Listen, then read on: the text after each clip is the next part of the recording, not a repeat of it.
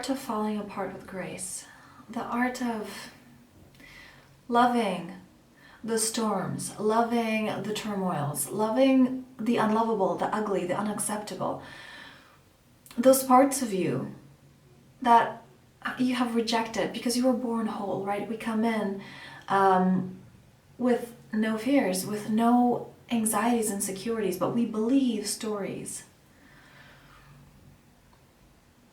of parents who may have been well-meaning, may have tried to protect us, but our egos, they're creating stories because it's programmed for, where is it that I'm not safe? How do I survive?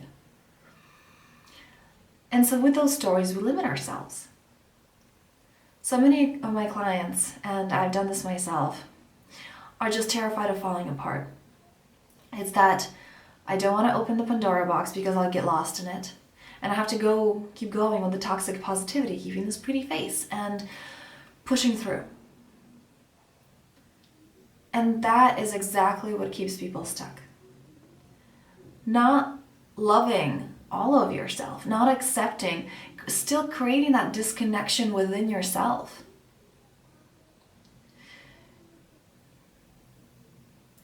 The earth needs all the seasons. We need the winter just as much as we need the summer. We cannot reject the winter. We cannot reject that rest that is necessary for those crops and the flowers to bloom and for that harvest. But here we are, most people thinking that we have to be on the go, go, go and always have everything fantastic, and it's not okay to fall apart. And if I want to fall apart, I have to get myself together. The mind is looking for consistency. And one of the things that is the most terrifying to the ego, it feels like if you go down and if you accept all that is, then you're going to get lost in it and you're never going to come out of it. But the thing is, we need to do that. We need to do that in order to get out.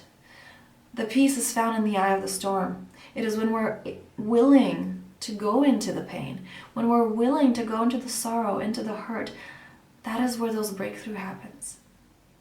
And now it's not for everybody, in a sense that you have to have the tools and techniques to go into that. This is why I strongly recommend working with someone. I know that for myself. I've done so much work on my own. But the breakthroughs that I had with my teachers, I can't compare that to anything. And I know that I wouldn't be able to have that kind of rapid growth without them. But the importance of just allowing yourself, giving yourself a little window of falling apart, of I am just there with my feelings. Maybe that I haven't felt in forever. Maybe that I don't even know how to feel. I know that was the case for me. Because I've rejected that feminine within me. And I was living my masculine with like accomplishments and goals and, this is pretty and we're going for that, we're going for targets. I deem that feminine as vulnerable, as unimportant, but it's actually in that vulnerability, when you open to that, you're not vulnerable, you become available. It's not a disadvantage, it's a huge power. The feminine energy is actually freaking terrifying. It is the power of nature, it's the wrath of nature. It is the power of creation that so many of us are closed to because we're trying to stay in the box. We're trying to stay controlled and predictable. But it is in that unpredictability that the magic happens. Your ego will forever, no matter how much inner work you do, will forever keep you in comfort. Your heart and soul are there wanting to go to the discomfort. What is different? What is unfamiliar? Are you willing to open to more of that? In a small exercise, are you willing to do something uncomfortable today? Something out of the ordinary. Do something in your routine, but do it differently today. Just getting comfortable with the discomfort. And on this note, I am wishing you such a powerful day.